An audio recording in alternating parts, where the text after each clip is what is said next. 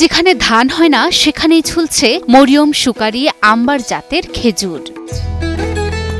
চিংড়ি ঘেরে ঘেরা লবণাক্ত জমিতে কৃষি যেখানে চ্যালেঞ্জ, সেখানেই বিস্ময়কর সাফল্যের গল্প লিখেছেন বাগেরহাটের একজন আইনজীবী। বাগেরহাট সদর উপজেলার সন্ন্যাসী হাজিপাড়া গ্রামে 15 একর জমিতে গড়ে তুলেছেন সৌদি খেজুরের বাগান।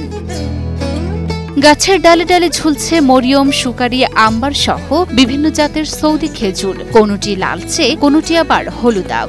এই যে খেজুর দেখতে পাচ্ছেন, এই খেজুর বৃষ্টির পানি সহ্য করতে পারে না, যার জন্য এই খেজুর পলি ব্যাগ বা কাগজ দিয়ে ঢেকে রাখতে হয়। রসালো মিষ্টি টসটসে এই খেজুরগুলোর উৎপত্তি সৌদি আরবে হলেও এবার সাফল্যের সঙ্গে ফলন হয়েছে বাংলাদেশের উপকূলে। আল্লাহর রহমতে ভালো ফলনই পাচ্ছি।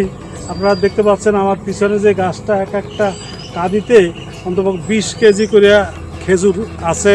এই বাগানের উদ্যোক্তা দিহিদার মোহাম্মদ জাকির হোসেন পেশায় আইনজীবী, নেশায় কৃষি অনুরাগী। 2018 সালে শখ করে খেজুর চারা রোপণ করেছিলেন। যদিও আমার মূল পেশা হচ্ছে আমি একজন আইনজীবী, তারপরও এই শখের বশত এই সৌদি খেজুর বাগানটা আমি 2018 সালে শুরু করছি। আজ তার বাগানে দাঁড়িয়ে আছে প্রায় 400 খেজুর গাছ। এর মধ্যে 80টি গাছে এবছরই এসেছে বাম্পার ফলন। আমার এই বাগানে মোট এবছর 80টা গাছে ফলন হয়েছে এবং এই বাগানে 4টি প্রজাতির অর্থাৎ মরিয়ম, আম্বার, সুকারি, বারহি, মূলত এই 4টি জাতের খেজুর আমার এই বাগানে আছে। শুধু ফলনই নয়, এই বাগানে তৈরি হচ্ছে নতুন চারা, সেগুলো বিক্রি হচ্ছে নতুন উদ্যোক্তাদের কাছে। একই সাথে কর্মসংস্থান হয়েছে 3 জন শ্রমিকের, যারা প্রতিদিন পরিচর্যায় নিয়োজিত। খেজুর বাগানে আমরা কাজবাজ করি, খেজুর দেখাশোনা করি, ওষুধ দিই। জানিয়ে যেটা পুরাজনের খেজুর বাগানে পুরায় সাফ করা, মাথা দেয় ওষুধ পানি সবসময় দেওয়ার তালে থাকতে হয়। 3 জনেই 4 বছরের কাজ করছি।